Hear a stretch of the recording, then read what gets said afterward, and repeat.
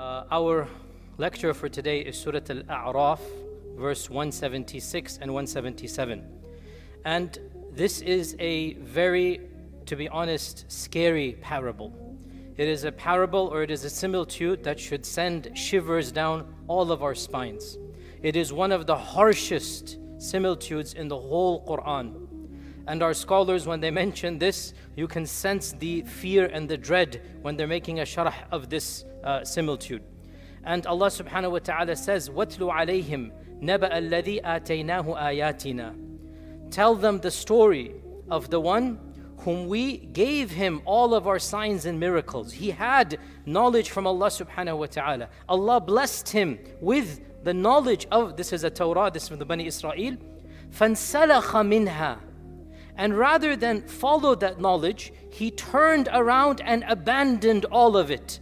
In salakha means he literally peeled off. He abandoned completely. And we'll tell you the story of who this person is. فَأَتْبَعَهُ الشَّيْطَانِ. Once he took out the protection of knowledge, once he abandoned what Allah gifted him of the knowledge of the Torah, Shaitan followed him all the way to the end. فَكَانَ مِنَ الْغَاوِينَ. And he caused him to be destroyed. وَلَوْ شِئْنَا لَرَفَعْنَاهُ بِهَا. If we had willed, we could have raised this man's ranks high up. Why? Because knowledge raises people's ranks. This is in the Qur'an. يَرْفَعِ اللَّهُ الَّذِينَ آمَنُوا مِنْكُمْ وَالَّذِينَ أُوتُوا الْعِلْمَ دَرَجَاتٍ. Allah raises the ranks of those who have iman and those who have ilm amongst you. يَرْفَعِ اللَّهُ. If Allah had wanted, I would have raised this man high up. What did the man do? وَلَوْ شِئْنَا لَرَفَعْنَاهُ بِهَا وَلَكِنَّهُ أَخْلَدَ إِلَى الْأَرْضِ. Rather than being raised high, he wanted to live permanently on this earth. Rather than doing something noble, he wanted to come down to this earth. أَخْلَدَ إِلَى الْأَرْضِ. How? What did he do? وَاتَّبَعَ هَوَى. He followed all of his lusts and desires. وَاتَّبَعَ هَوَى. Then comes the similitude, one of the most harshest similitudes in the whole Qur'an. فَمَثَلُهُ كَمَثَلِ الْكَلْبِ وَالْعِيَاذُ بِاللَّهِ. His example is that of the dog. فَمَثَلُهُ كَمَثَلِ الْكَلْبِ. His example is that of the dog. This is the wild dog, the rabid dog. That إِن تَحْمِلْ عَلَيْهِ يَلْهَثْ وَإِن تَتْرُكْهُ يَلْهَثْ. If you try to shoo the dog away, tell him to leave or whatnot, he doesn't understand. He's panting all the time with his tongue out. And if you let him be, he's still doing the same thing. He's still panting, ignoring you. Whether you try to advise, whether you try, it's all the same. The dog, the untrained dog, the wild dog, the rabid dog, he doesn't understand your commandments, so he's going to react in the same way. Then Allah says, this is the example of those who abandoned our signs. Now, what is this story, and what are some of the benefits we can derive? It is said in the books of tafsir that this is one of the people of the Bani Israel during the time of Musa alayhi salam. He was a worshipper of Allah, an abid. He was somebody who had memorized the Torah, and Allah had gifted him with special knowledge. Allah had gifted him that his dua, and he also had certain skills and talents. You know, those were different generations. Our Prophet sallallahu alaihi wasallam said, go and tell the stories of the Bani Israel, because strange things happened amongst them. كَانَ فِيهِمُ الْعَجَائِبِ. Strange things happened. They had powers and they had talents that we are now no longer privy to. Those were different generations. They had things that we don't know about. So Allah gave this man certain powers and talents. Now, the story varies what exactly it was, but basically, this person was tempted and seduced by another king, a pagan king, to join sides against Musa. And the king attempted multiple times. And initially this scholar, this sheikh, refused. He goes, how can I be against the Prophet of Allah? But eventually the king bribed him with wealth and power and fame and women. He got all of this dunya. And so he used the talents and the knowledge that Allah gave him. He used it for the dark side, for the other side. And he caused damage to the Bani Israel until finally Musa overcame him. So this was a scholar who used his scholarship and his talents for the batil, for the wrong side.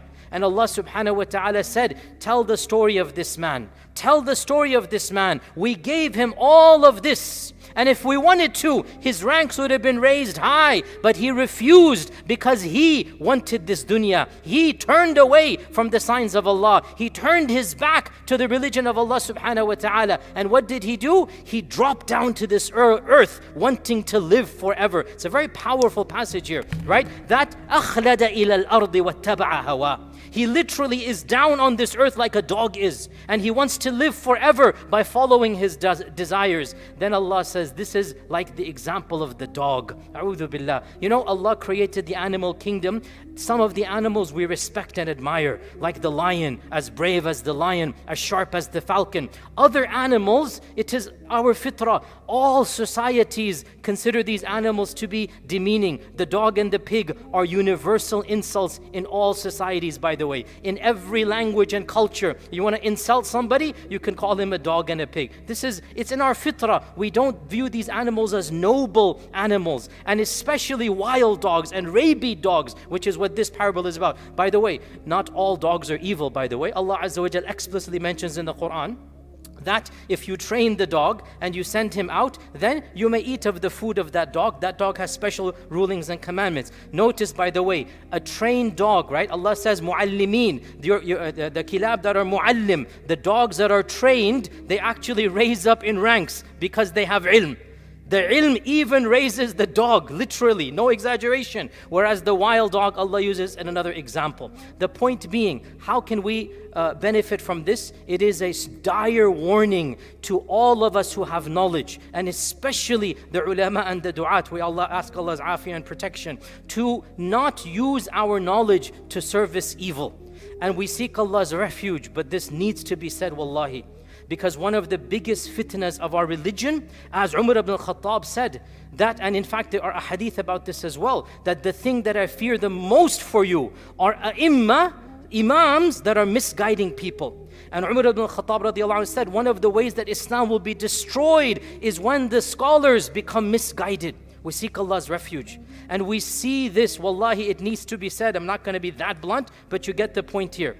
There are ulama, we seek Allah's refuge. They had ilm, and they had the shahadat and the degrees, and they had all that was required. But then when they got to a level of power and position, they were seduced by powers that are.